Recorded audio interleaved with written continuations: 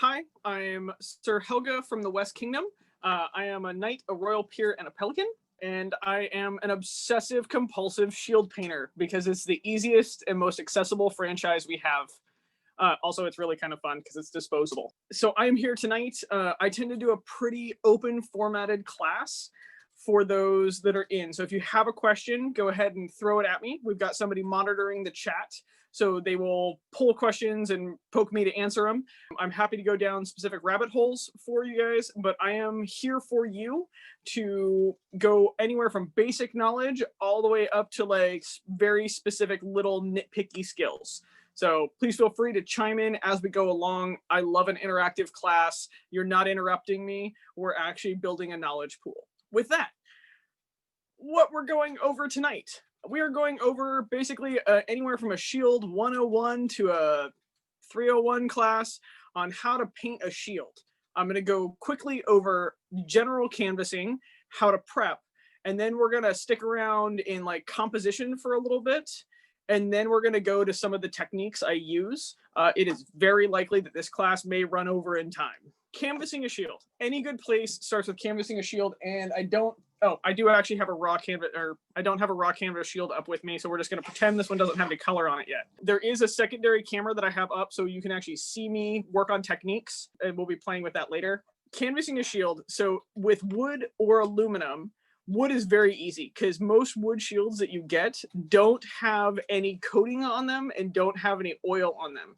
So you can I use a spray adhesive on both the canvas and the wood and then lay it down from corner to corner. So we'll start at a top corner and a bottom corner and then you pull across. It's like applying a very large sticker. And same thing, get an old credit card and you just scoot that canvas down along to get a nice clean finish. Remembering when you canvas a aluminum shield, you need to clean that shield off with either alcohol or brake cleaner because all aluminum shields come coated in an oil and you will have your canvas adhere for a little bit until it gets warm and then it's going to let go. Ask me how I know this one after 100 hours put into a shield for a friend. Always remember to keep your surface clean. Also, I don't use a high grade canvas. I go and buy the painter's canvas from Home Depot because shield art is disposable. Also, the painter's canvas at Home Depot has a bias stretch in almost all directions because it's a slightly looser weave. And so you can make it over compound curves easier and you can make it over curved shields a little easier with less threat of having a ripple in your canvas. Also, it's cheap, so if you screw up, you can peel it off and try again. And one of those canvases, one of the 5x10 canvases, will do about 6 shields. I mean, you mentioned specifically the ones from Home Depot. I'm assuming that's probably true of most painter canvases, like the ones you get at like Harbor Freight and whatnot. Yes. Make sure you don't get the ones that are waterproofed, by the way. That's fine. The waterproof ones do not work for what we do. Question in the chat box. Do you wash your canvas? No. You can, by the way. So I have just found I have no difference in what we're doing. So a canvas will last you about 6 months to a year on a shield, like that's actively being fought with about once a week.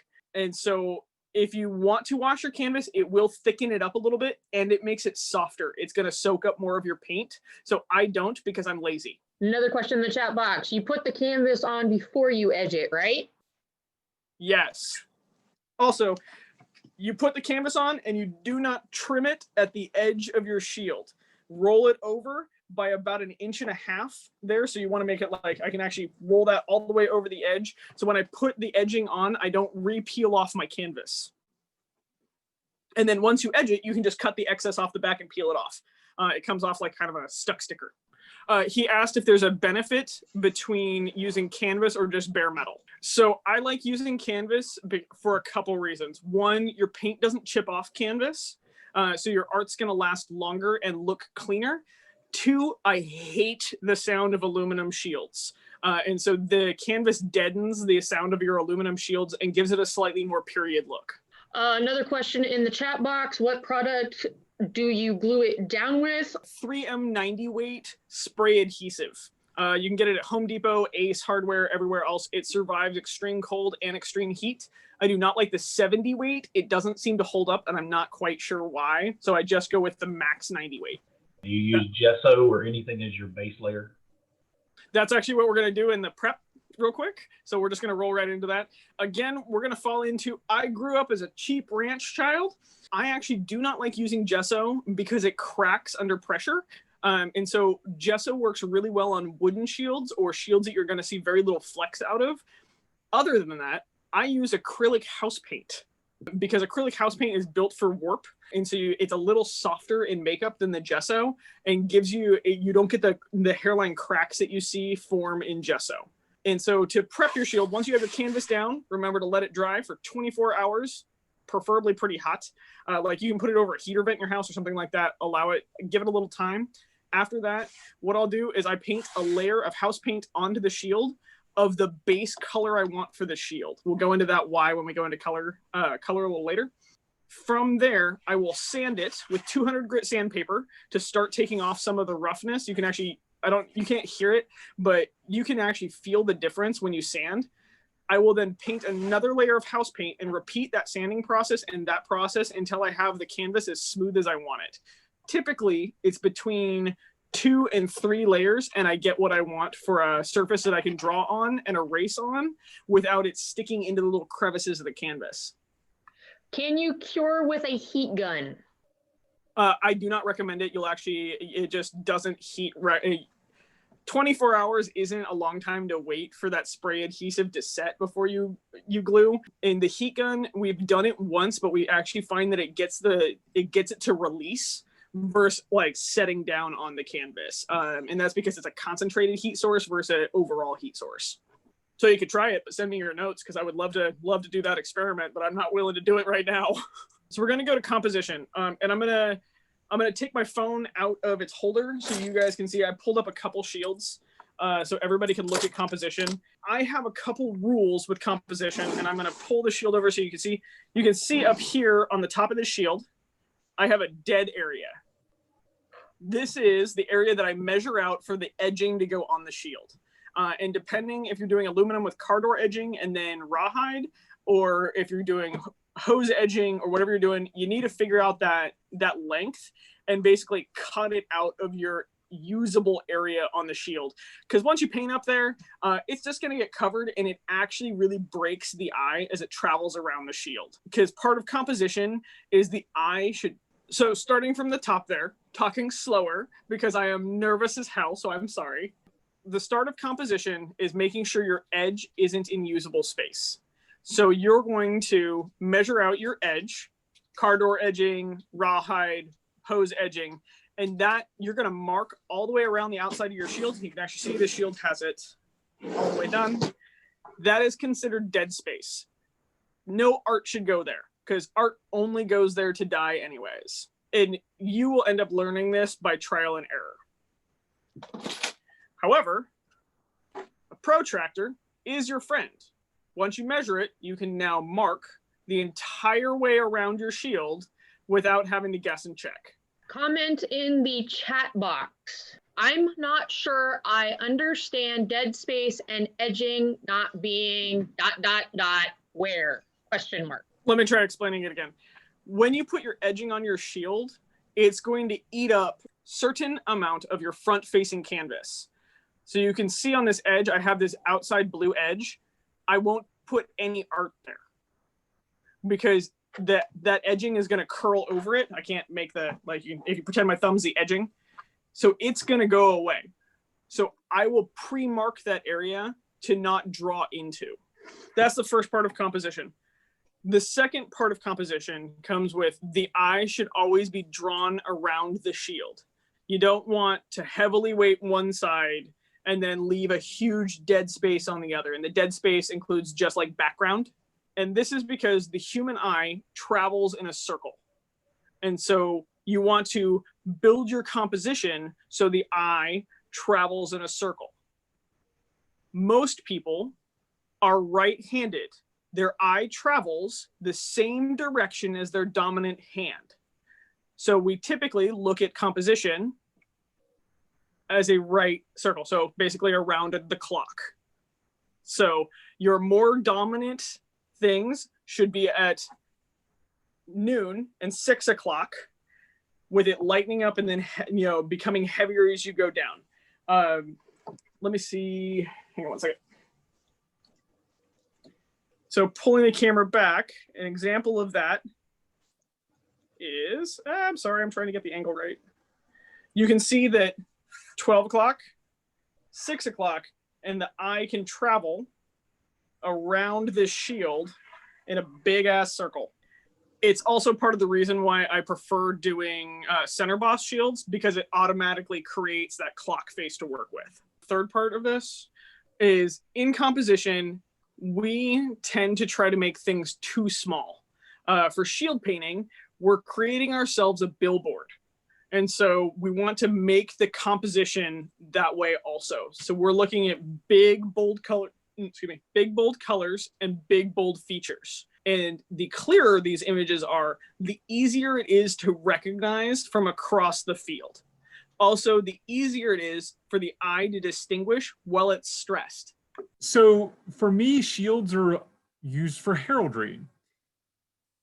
How do you sort of determine what you're putting on them for artwork and combating with using it for heraldry? That depends on the person I'm doing a shield for. So I left out the Vorpal Bunny shield. This is a terrible example of make the items big and bold, but it is a great example of composition in a small space. And depending on the person that I'm painting a shield for, some of them just want big, bold heraldry. So that's very easy. You make the main charge consume the space. And so that way it's pretty easy, because more background just gets lost. So, and then a lot of the times I take artistic license with what I'm working with. So let me pull up a big shield real quick.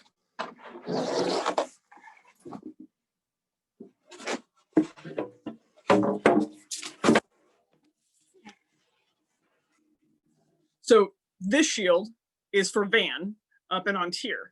And Van has a winged lion, which is right here on his shield, the sun, and 3 sets of stars. Eek! So the stars are down here. So what I did, was take portions of his device and then figure out how I could manipulate it to draw the eye around the shield. So we made a big, bold top. I made a slightly simpler bottom, and then I curved the lions to match the shape of the shield. So again, the eye can flow around that big circle that this shield is going to present, while maintaining how large these items are so they don't get lost at distance. All right, cool. So moving on to techniques. There was an early question about how do you do big swatches of dark color and have it come out even? And the answer is frustration. So I use acrylics as my base paint. And depending on what I am doing, I will spend a little bit more money, because color consistency comes with saturation. And so the cheaper your acrylics, the less saturation, or basically color pigment, they're gonna have. And so like yellows, I spend money on yellow, because yellow is the hardest color for it to get like a solid, like nice, even tone. But most acrylics will even out with the more layers you put on, because what it'll do is it will even as you go along, and you can stay away from your borders where you likely already have a thicker edge, because when we work borders, a lot of us tend to like we pick up a lot of pigment into our brushes and then we lay it in so it'll stay smooth. So the reason why it gets lighter when you go away from that is because we're trying to like stretch our paint. And so you can go back over those and even them out by adding a layer to them. Also, once your acrylic has dried, do not do this while your acrylic is wet.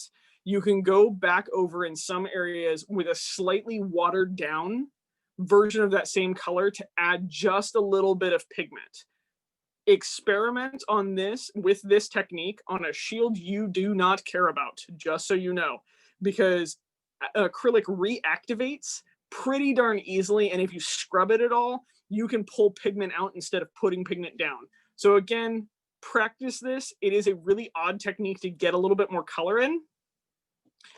Personally, what I do is I use it as shading. As I go along, if I have very large areas of one color, what I will do is I already understand and know that along the edges of like my shield edge or the the charge edge, I'm already going to have a darker color. So what I'll do is I'll naturally build that into the idea and art behind a shield. So it looks like I've naturally put shading in, or I've, used almost a second color in there to make it look like there's some extra depth to the shield. So that's another cheat. And it's actually the less frustrating cheat. And it gives you like that extra like little crisp edge to what you're doing. And so that's another way to deal with the color change and pigment variation that you'll get out of acrylic. Also, I'll say spend good money on black. A good black is worth the money you spend while working with it. A cheap black will, once you water it down, turns into whatever base color they used, which will be a blue, a brown, or sometimes a green. And it gets super frustrating because it mixes with your other pigments and jacks everything up. So I guess we're going to go into some random techniques and we'll have fun playing with it. All right, we're going to describe some things. We're going to talk about my little green and red buddies here. I have only used 3 colors on these and still gotten this depth around the armpits and created a false sense of like shading here. Acrylic allows you to layer it. The more you layer it, the richer the pigment. We just talked about this in big swaths. This is how you use it in little areas. So when I am doing like chainmail or especially grays, blues, and greens, this works really, really well on, is I will decide where I want to put shadows and I just put another layer in once it's dried. It takes about 15 minutes between layers and then you can play with it. And if you need to take it back off, you just add a little water and scrub it right out and you have your original color. I'll still go back through and add a lot more color to these guys, but this is just the base idea of it. Oh, it also works really well on browns. So this horse is done all in the same brown. There is not actually 2 different browns here. This color is just done a second time in the main, and you get this much deeper, richer brown here. There is a question from Zoria. Is there such a thing as too much paint, especially with canvases covered metal shields? So a canvas covered metal shield. So when you've got canvas, there's really no such thing as too much paint. I'm trying to think of the best way to put this. There will be a point where the layers will start cracking under pressure. Once I've finished painting a shield, if I have to repaint an area, so like it's gotten damaged and I need to go back through and repaint it, there's only about 1 to 2 times that you can fix a damaged shield before the paint just starts flaking off. And the reason why this is the under canvas is actually soaked and won't take anymore. So you're just adding like a really thin veil on top of it that then comes off as soon as there's more pressure. So the answer is not while you're working on it, but once it's sealed, yeah, there is such thing as too much paint. So before we go into me dorking around with painting on a shield, I'm going to show you some of my very loved brushes. There's another question in the chat box. Okay. How do you seal it? Oh, I use a water-based urethane spray-on deck sealer. Like literally, I rattle can spray seal all of my shields, and that allows. And I do like 5 or 6 coats of that. And again, now it's waterproofed. I actually do it over my rawhide also. Do I paint the rawhide? I saw that one come in. I dye rawhide. You can acrylic paint over the top of it. I do occasionally, but my aesthetic that I've developed in my painting tends to leave the rawhide one color because it stops the art and gives it like a good edge. It's kind of like framing a painting. It will totally take paint though, just so you know, and it soaks it up. So you want to use a nice thick paint. So again, you're going to go up a grade versus down a grade to do it. Yes, it will flake from impacts. So the question was, does it flake on the rawhide from impacts? And the answer is yes, it does. The rawhide takes the most abuse of any shield. You can repair it multiple times, though. Rawhide takes repairs better than canvas does. As other questions pop up, we'll keep going. So can everybody see these terribly loved brushes? When you're painting, you'll need some big meaty brushes to cover your big areas of canvas. However, when it comes down to fine work, go spend the money to buy a nice fine tipped brush. Mind you, you're going to eat one of these a canvas. So don't spend $10, spend $4. These, however, we're going to go over why these brushes are so terribly loved, and I won't get rid of them. These are what I consider my color scrubbing brushes. So when I need to spread a shading color, these brushes have been worn to their little angry nubs, and they move the paint around really, really well. And so I actually originally, when I started painting, I cut a brush down to this. I am going to show you this technique a little bit later. Next thing, this is all like extras. So I like, for my hand, you're going to learn if you like flat chips or chisel tips. This all depends on how you hold your hand actually while writing or drawing. If you like them, I prefer chisel tips. So these are all my brushes are chisel tips. Buy a couple and play, and never be afraid of playing and screwing up this, because you can always paint over it. It is acrylic after all. Just paint over and start again. Speaking of which, pep talk of the night. None of us start doing this perfectly. This is the amazing thing about shield painting. I found it super cathartic because it's disposable art. I know that I'm gifting my art, it will be destroyed, that shield will come back, and I can try again. So I will encourage everybody here, from newcomer to experienced, to be kind to themselves, to have fun, and to realize you're just going to get better each time. No piece of art is perfect, but it is perfectly loved by those you gift it to. With that, on to screwing around with paint. Oh, the other coolest thing I've ever purchased in my life.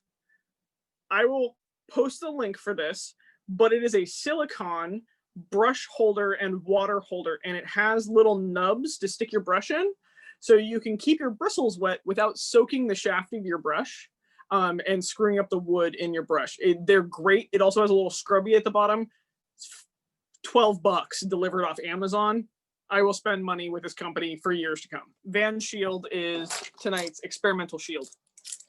So there is a difference in how your acrylic will act when the bristles of your brush are dry versus when they are wet. And this is something to note. Oh, the background color you use. There are different arguments out there about how to start your shield. I tend to use a very stark white background because I use very bright colors. I have found that if you use like an off-white, it's going to dull your yellows, it's going to dull your reds. It won't really dull your blues and greens, but it does, like, it makes getting yellow on the shield so much harder. Again, pick your background. I then, as you can see, I draw everything onto a shield. I tend to draw everything on a shield. I'm going to give you guys a couple. I'm sorry I'm bouncing around so much. I should have practiced this more, but I got nervous. One of the things that I do is I use butcher paper like a mad thing to draw. I don't draw directly onto my canvas until I'm ready to transfer the image. And I use old school copy paper or the carbon paper that I just slide underneath, and then I redraw the image. This allows there to be less lead on the canvas, so you won't see it coming through your yellows, because pencil will always come through your yellows. There is no saving it. And so this allows me a little bit easier time cleaning up canvas.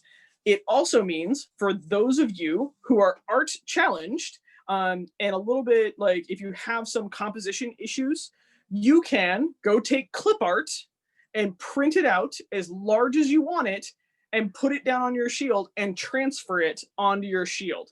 So this is a really easy way to transfer your own device or an updated version of your device. It's also a great way to spend a little bit of money with an artist to design you a shield that you can then transfer back on over and over and over. So, quick tricks on how to spend money with your friends and have a really cool shield that you yourself can put on. Moving on to a little bit of color with always, always, always, do not be afraid to play with colors and to play with what you're actually using to get the depth you want. I started off by being very afraid to use like stark color contrasts. And well, up close, it was still very visually, it had depth, but at distance, the eye can't perceive those really subtle differences. So I learned go big or go home. So don't be afraid to use blacks. Don't be afraid to use high contrast colors, even in your shading. Also, technique, an old t-shirt works great as a paint rag that you can also lift color on. I'm going to teach you guys how to lift a mistake back off this canvas tonight because I guarantee I'm going to mess up. So I'm now going to show you a little bit of shading, both with a dry brush first, and it's going to be the same brush, and then I'm going to get the brush wet so you guys can see the difference in how the color transfers on the canvas. So up in this corner, this is a dry brush that I have put a little bit, I've just gotten the brush tips covered in acrylic paint. I haven't soaked the entire brush.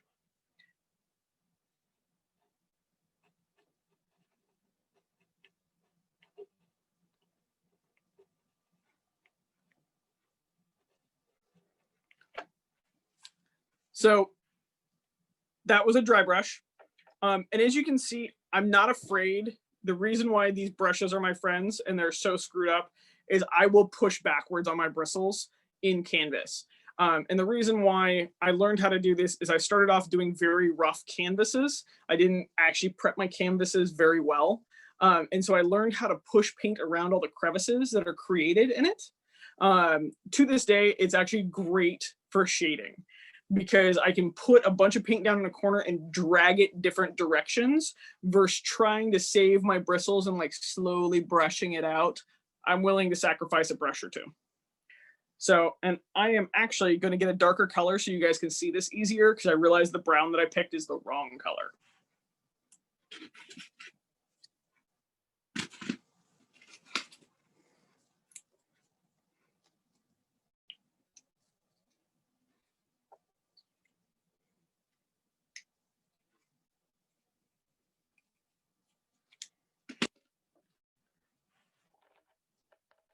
So again, I'm going to do this with a dry brush so you guys can see it a little better since I picked the wrong color at first. So let's see how this goes.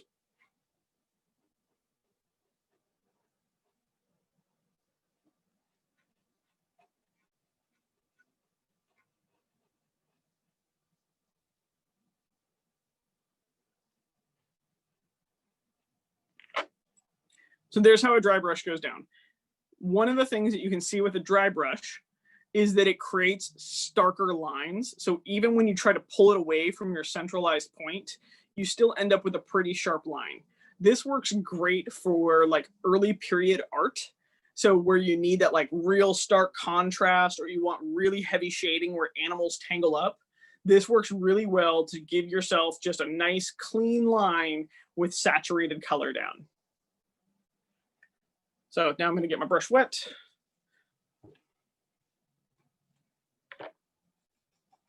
I'm going to pick up some of that color and I'm going to do this bottom corner.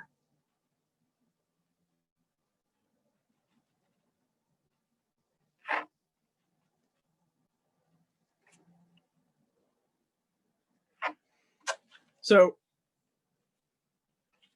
here's the secondary part of a wet brush.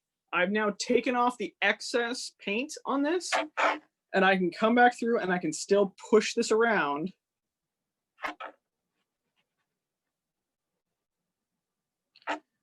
And this will give you a good contrast difference in this looks more like watercolor because you can fade the edge out easier than you can with a dry brush. And so this is two very simple things that I don't think it gets taught enough is there's a difference between a wet brush and a dry brush. I can take this brush back to a dry brush by just squeezing it a little bit in my paint rag, and it'll pull enough of the wet out of it to go right back to dry brush technique. Questions about the two of these? So now I've put paint down. Acrylic is wonderful because as you can see, it's already dry. Like that's rubbing it. So how to remove a mistake that you have made. Please note this tends to not really work after about 24 hours. So I'm going to get my brush really wet. And I'm going to come in here and I am actually going to go ahead and scrub this color a little bit. I want you to note that if you're doing this and you have multiple layers of color, you're going to remove all of your color at one time. So please be careful with this, but this is a great way for people to be able to play. So there was the wet brush that I just removed.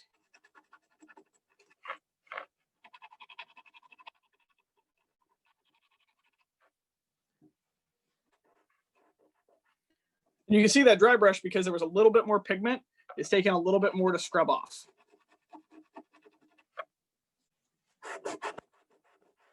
But ta-da, I'm back to where I started. Also, if you notice, it didn't remove that base layer. That base layer is almost 3 months old on this shield because I've been lazy and haven't finished the shield.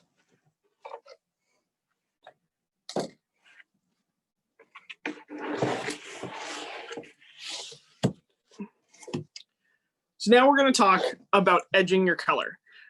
This is something that isn't done on the regular that I am a huge fan of. Is we tend to paint our shields and then we don't divide the colors again. The human eye likes a hard division. And so I'm going to show you a couple things that you can do and a couple easy tools to use to take your art to that next very clean, very popping level. A quick question in chat. Can you combine wet brush over the dry brush? Yes, you can, and I do all the time. I tend to dry brush where I need it to be very saturated, so like really dark shadows or really dark shapes. And then I will come over and I will give it a couple hours to dry, so I'll do all my dry brushing, and I come back over a couple hours later with the wet brush to like pull the color out. Also, you can do it right then. And so like I can dry brush a corner and get a bunch of pigment in there and then wet my brush and then pull color out further. Again, you got to see what you like to do and how you process your shield canvas. And yes, it is really like watercolor work.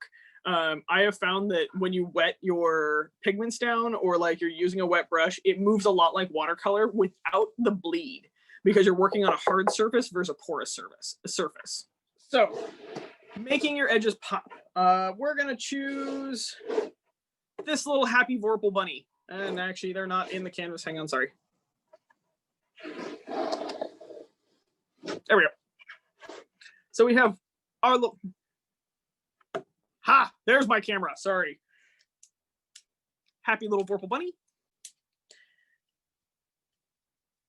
Let me introduce you to the next round of friends for shield painting. We have soft-tipped permanent markers. Also, gel pens. This is magic right here for making clean, easy white lines within your artwork. So if you need to do eyes, you want to highlight a little shadow, you want to add some stripes in, gel pens are the way to go. It is shocking they work so well, but boy, howdy do they. Mind you, your gel pens die about every 6 months. The gel itself starts to solidify.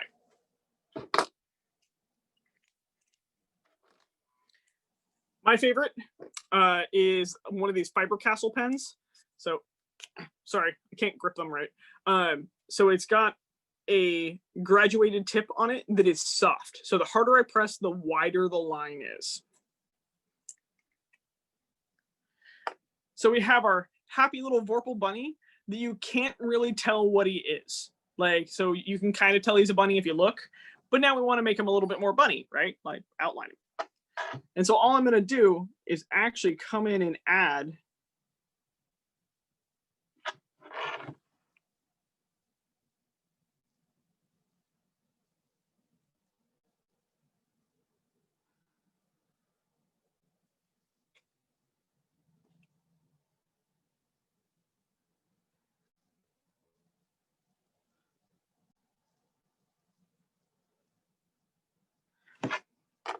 There's a reason why I'm not going on the blue on him, because I'm going to come back through and counter shade on the blue. A little bit of history on this shield. This shield is a Monty Python joke.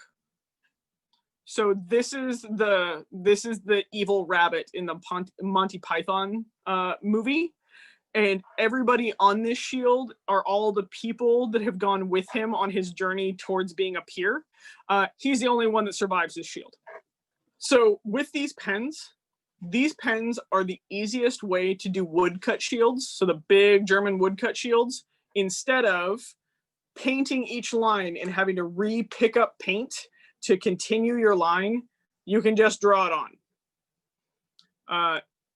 So remember, most of my techniques are what is easiest and fastest and creates the most like pop. I was going to say, how did you learn about the pen trick? I was really bored and just drew on a shield with a Sharpie. Okay, because I mean, I don't know how many times I've kicked myself trying to paint little itty bitty lines. One of my first shields, it took so long to complete the shield because of those itty bitty lines and having to paint them. And so I went on a hunt of how I could do it easier and then teach other people, because we're not taught to hold a paintbrush. We are taught how to hold a pen. And so I could teach my students how to put a clean line on a shield quicker with a pen, and then they could play with a pen, then they could play with paint and learn how to pull those lines with paint later. Yeah, my Scrabble friends laughed at me when I figured this one out. Since there's a little bit of free time, one of the things that I want to significantly point out is my techniques are not period. I understand that they're not period, and I try not to teach them in a period way. My goal with painting shields is to increase the franchise out there so it's all perioid. It can be very period art, but I do not use oil paints. I don't use high differentiations, because I want to see the shield out there and not cost me a couple $100 to then get destroyed. You can do an acrylic shield for under $50. That includes the canvas and the glue.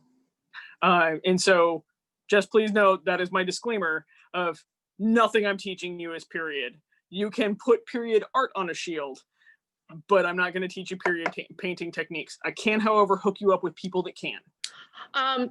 Question in the chat box. Yes. Since it's disposable, do you have problems with bleeding or blacks turning brown? So far, I have not, but I use heavy saturated blacks. And I recommend that people don't leave their shields out in the sun. We see a lot of fighters just throw their shields out in the sun. I yell at fighters about that all the time. Like, please put your shield up. It is a display item. You should use it as such. I have never had a problem with basic acrylic. So this is the brand, basic Liquitex acrylic, changing colors on me. Oh, here.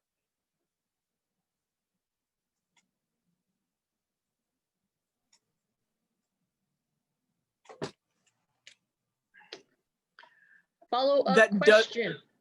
The pens too? Yeah, the pens too. I spoil myself with the pens I buy. I don't buy the cheap low-end stuff because I know that they can turn brown. I have had some Sharpies discolor, but they didn't turn brown. They just turned like, they like faded real bad, and they faded with the sealant. One of the things that you will want to do is, if you use pens on any shield you're going to seal, when you spray your sealant on, it needs to be a really light coating for the first couple times, because almost all sealants will reactivate pen work. And so don't make yourself cry. Be calm and slow and very patient in how much you coat your shield the first couple times to save your own pen work. Have you experimented with paint markers, like metal shop paint markers? You mean like these?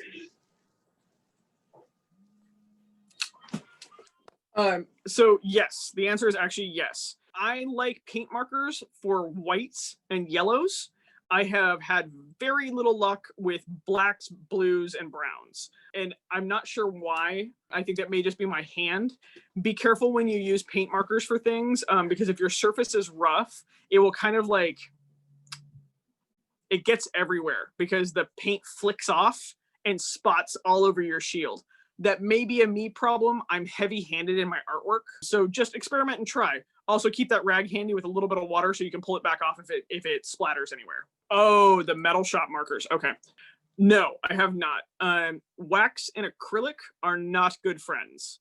And so anything you use to seal and or acts as a sealant, i.e. wax, will make it so you cannot lay acrylic back down.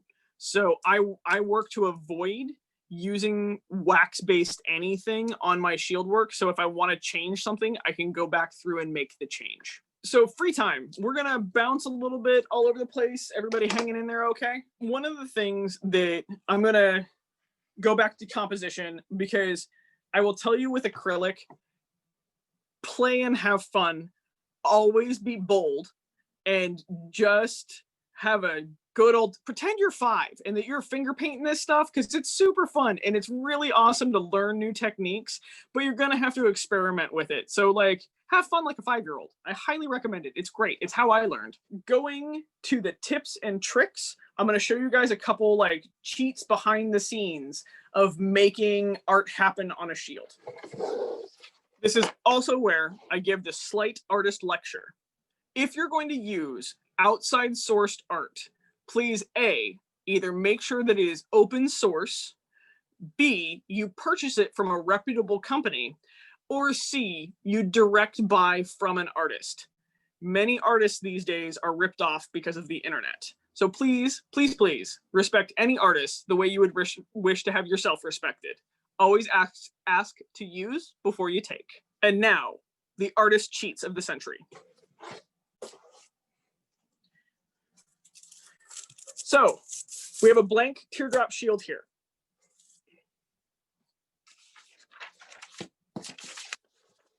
Open sourced image of a tarot card that I printed out as big as I could. If I want to use that for a shield, what I can do is slide it right under that tracing paper to see where I want it to lay out. You can do this with any image and time period out there. It's stuck, it's staying there now. So if you want to do a Celtic knotwork shield and you can't draw Celtic knotwork, what you can do is find some of the open source images. There's a ton out there, and you can blow it up big enough to fit on your shield. And then you place it down on your tracing paper, draw it on the way you want it, and then transfer it to your shield. This is a really easy way to like up your shield work game, and I highly recommend it. So carbon paper is about $4 for like 12 sheets of it. A single sheet, lasts me 6 shields before I need to change out to a new sheet. You can, it's $4 worth spending. You can find it at almost all Kinko's and any like print shop. So is there any, well, we've got a couple minutes. Is there anything else you guys would like to talk about tonight? Comment in the chat box your local FedEx UPS store, and usually print up to a 12-inch by 18-inch paper. You talked a little bit about using shapes to move the eye in a circle. Can you also talk a little bit about color theory to move the eye in a circle? Yes. Full disclosure, I mostly suck at color theory. I am red-green deficient. I'm not totally colorblind, but I definitely have a weird way I see color. And so I learned that with shields, it's actually about contrast. So you can look up a color wheel at any point in time. So if you're teaching yourself, print out a color wheel or put it up on your screen for a color wheel, and it will tell you what colors contrast against each other the most versus which ones fade in. And so color theory is about that contrast in the layout and how the eye chases color. The eye very much so likes contrast without shock value, which is the reason why neon signs work. It's shock value. So on shields, what we're doing mostly is using like very jewel tone colors. We use very like bright, basically the Crayola crown box of colors is what we tend to use in heraldry. So with that, hang on one second. Sorry, I was waiting for her to catch up before I kept going. Copy. Also, I still want to again say thank you so much for everything you're doing. This is amazing. Also, I really like making her sign her own compliments. So questions in chat box. What are your feelings on overhead projectors? Is the first question. Yes. Oh man. So I'm a big fan of using whatever you need to put the art on something else. I would totally have an overhead projector, besides the fact that I don't have a place to store one, because it would get rid of a level of like my tracing that I do. Yeah. Use an overhead projector. You can get like little projectors now for like $70 that you can plug into your phone. They're amazing. Spend the money, especially if you want to do this, because then again, you can have one of your friends draw you what you want, and then you can put it on your shield. So back to color theory for a moment. When you're using your shading, this is actually where color theory is key. Your shading colors need to actually be in the same band as the color you're using. So if you're using a yellow, I'll shade with reds, oranges, browns, because those match. And so it doesn't shock the eye. What it does is it creates a composition within the image. The next thing on the shield, so if it's like a tangled animal, that next animal that's tangled is going to be out of the opposite colors, that on the opposite end of the color wheel, because I want that one as far away. So it's a different, it's a different thing that you're looking at. So the eye goes, oh, that's a beautifully composed animal there, or that's a beautifully composed fighter, or whatever you're doing. And then when it moves to the next thing, it doesn't say this is the same motion on the shield. It says this is the next character on the shield. Okay, next question in the chat box. For beginners, what is a good price for high-end / low-end paint when discussing shield paint? $4.99 a tube. This stuff's great. Also, Basics makes a color palette. Actually, I have it.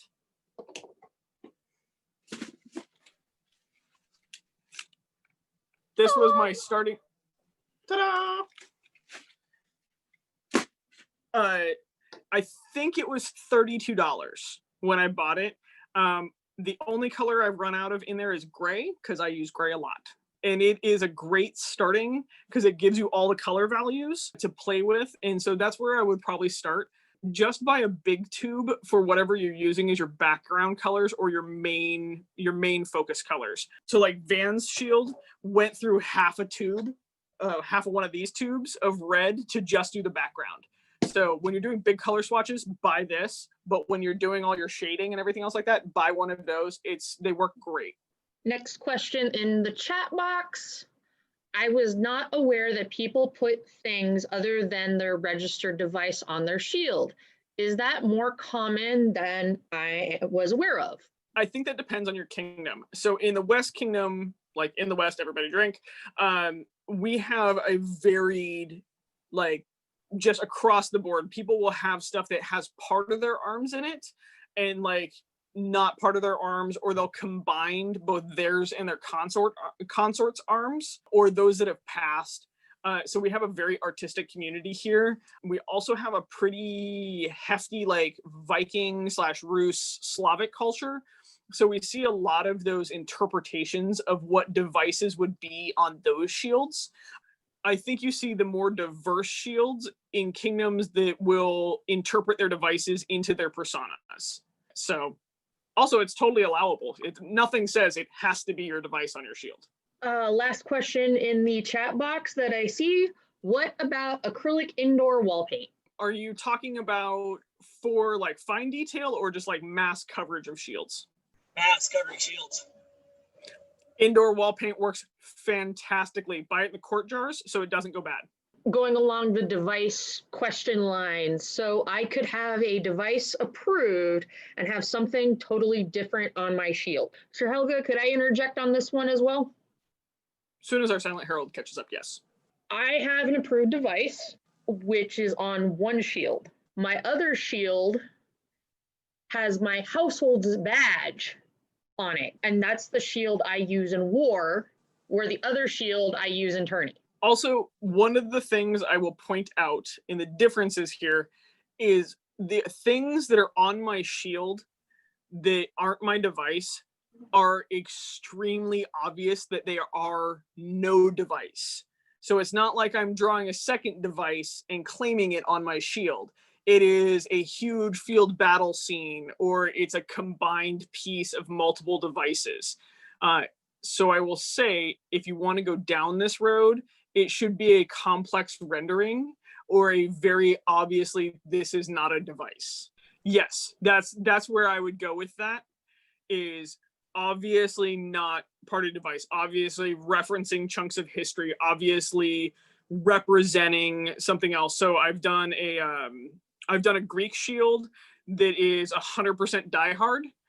It can't be misconstrued as somebody's device. That is totally that dude getting thrown off Nakatomi, however you spell that power. Other commentary in the chat box. It makes certain heralds twitchy, but there is technically nothing against it. From Lori, well, this is not a device, is exactly what they said. Too complicated, wrong colors / color on color rather than color on metal, etc. Thank you for everything you're doing, Patty. Like, I absolutely adore you at this point, by the way. Like, I adore you. What I would say is that in all these things, the SCA is an amazing group of people that come together that are very diverse, and nobody should go kicking and screaming about anything that we must have it this way. Shields are art and they are franchise. They don't always have to be heraldry. They can be a beautiful piece that you walk out on the field with. Some people are going to get twitchy about it, and some people are going to love you for it. That's okay. Don't try to please everybody, but also don't shit on anybody in the process. I know that we didn't go over, like, I didn't paint a shield in front of you guys, and I went over a lot of various pieces and parts. One of the things that I would love to say is if you have specific questions, you're always welcome to reach out to me. We can do a Zoom call where I can go over a specific technique. I'm happy to sit and geek out on this. Shield painting for me is a way to increase the franchise of the society very easily. It also transfers to painting surcoats, to painting to other mediums. And it's a very fun way to get over your fear of art needing to be perfect. So have fun with it. Please reach out at any time. I would love to see the entire society's shield game upped, and I'm willing to put my time into it. Would also be interested in hearing about the details of painting surcoats, which is more relevant to me and mine. If you've done fabric painting, you'll be able to paint canvas shields no problem. There's a lot less like give, and it goes way quicker. You had a few things that were definitely things that I hadn't thought about. So I mean, I think it was really useful. But that's really why I was sitting in that. And hey, it's always nice to see your smiling face. Well, thank you. I actually, speaking of fabric painting, I'm using your stamps that you based off your drawing on my daughter's kirtle this week. Sweet. Is it? Hang on. Is it that tattoo? It's the Scythian horse. Yeah. Yep. It's that tattoo. Yep. It's my favorite. Question in the chat box. What would be the easiest way to put a green on top of yellow? Paint everything yellow, then paint green. So the reason why is you will never go from green to yellow. Don't even try that. It will be a nightmare to do. But yellow actually works as a very good base color for green. It'll make it pop really well. So you could paint that entire shield yellow and then add the green on top and make your life super simple. Also, when you do that, note it will need to be like a forest green or a deep green so you get the correct saturation. And that way you don't, because like a light green will wash out really, really hard. So just double check which green you're using. This one will go over yellow really well. This one will not. Basically a darker green overlay to counteract the yellow background and come out somewhere in the middle green range? Question mark. Yes, actually that's exactly correct. And if you want a really dark green, just do a couple layers of that green and you'll go over that yellow real nicely. I have heard some recommend outdoor acrylic spray paint for large areas. would it still be possible to do the finer techniques on top of that, or should it be avoided? I'm not a fan of spray paint because you don't tend to get a consistent coverage. However, I will tell you, try it and see if you like it, because each of us develop our own like flavor of how we'd like to put paint down on canvas. And so I would go ahead and experiment. Don't experiment on the final product just in case you don't like it. Spray paint has a different carrier in it than brush paint, by the way, because they aerosolize it. Our signer will teach me at some point to slow down. But they aerosolize it, which means that there's a carrier in it that will reactivate with the sealant, by the way. So just be careful about that. It's a lot like working with a paint pen. I'm having a lot of fun, so thank you so much. Painting on linen or canvas that is not attached to a shield, so a surcoat or a tunic. In this case, there's going to be a couple differences. When you prep your canvas correctly, it means that it's not going to soak up your acrylic paint. And so when you put a color down, that's the color you're going to get unless you add a layer. When you're painting on untreated canvas or linen, you're going to get what we call paint soak. So it's going to soak down into the fibers of what you're working on. So one of the tricks to make sure that you still get crisp and clean edges is that when you put your first layer of paint on, you work inside the lines. So that way, when you put your second layer on to clean up or pick up any spots that have shown back up, you can add a fine line around the edge and you get a crisp, clean edge. It does act like silk painting, but silk painting bleeds a little bit more. And so it's very close, but there's just like a subtle difference and it will get stiff. Also, one of the things that I highly recommend when doing this is pinning or taping down the piece of fabric. Mind you, back the fabric because whatever you have it against is going to get paint on it. But I will tape down the surcoats that I'm painting so they don't move or shift underneath me while I'm doing brush strokes. This saved me hours of frustration and like trying to pin it down with one hand while painting with another. A great way to do this is an embroidery hoop as well. So that's kind of like the basic rundown. Also, you just don't seal it. So remember, when you throw it through the washing machine, throw it through like it's a delicate. The less you wash it, the longer it's gonna last. Agreed. Have you ever tried rubber stamps to put the paint down? Yes, it's amazing. Also frustrating. You've got to So be if a you- little bit more careful with them than wood blocks. Yes. So when putting your paint down with a rubber stamp, in even wood blocks, also this goes for on loose canvas, so surcoats, or on shields, because you can rubber block shields. You're going to want to make sure that you have a very steady hand and you get an even press down.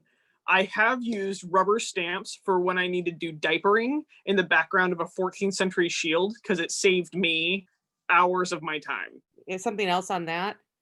It works better on most of the time when you do like wood stamping, you usually want some kind of a mat underneath to give you a better, deeper impression.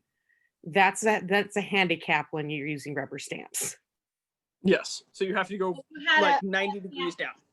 move on you Yes. when you were stamping? Question in the chat box. I was concerned with some issues with paint cracking on canvas.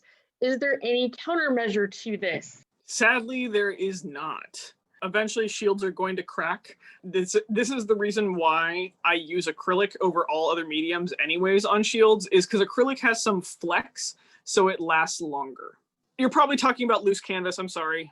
That's what it said. That question was regarding loose canvas garments, not shields, but answer pertains. Thanks.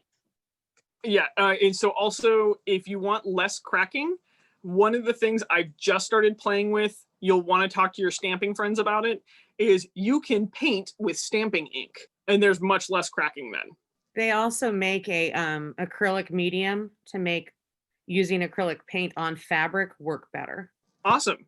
Well, I think with that, acrylic leather paint does work also. With acrylic leather paint, though, do not chew on your brushes. That stuff is actually caustic. So I think with that, that's answered most of the questions for the evening. I will continue to be available for everybody here. Please feel free to reach out. I would love to share my knowledge. And we can totally at some point set up a Bob Ross style class if you guys would like. I will need to wait until I am healed, but I would be happy to do so. And I think that would be a riot. We will host you. Yeah. Oh, yes. Thank you so much for teaching. Amazing class. Our daughter's actually been yelling in the background, no, she can keep going. She can keep going. I think she wants to stay up, but she has been enjoying it. Yeah. So I want to say thank you all so much for hosting me. Thank you for the invite. This has been amazing. I hope the knowledge is helpful as you guys go forth and paint all the things. I especially want to say thank you to our hosts and to our amazing signer this evening. I've been overly impressed with everybody, and I love the questions that came in. So seriously, guys, this has been such a good class and so much fun to teach, and really made me brush up on my communication skills. You did a great job. I know it can be super tricky with Zoom classes because you don't have quite the same face-to-face interaction, but you've done an absolutely marvelous job, and we really appreciate. I was going to say, I really appreciate, I've done bilingual translation, like verbal translation. You did a great job with pausing and keeping on track with your interpreter. So yeah, you did a good job. Patty's gonna just die blushing now at this point because all of us are like, we love you.